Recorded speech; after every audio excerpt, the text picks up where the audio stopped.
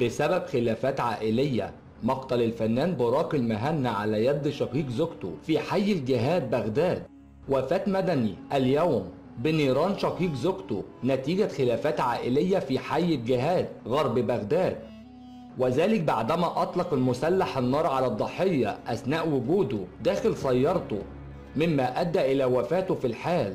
ووفقا لمصادر أمنية فقد توجهت قوة أمنية إلى مكان الحادث وقامت بنقل الجثة إلى دائرة الطب العدلي، وكمان فتحت السلطات تحقيقا في الواقعة، حيث أفادت التحقيقات الأولية بأن القاتل هو شقيق زوجة المجني عليه، وبيكون سبب الوفاة هو خلافات عائلية.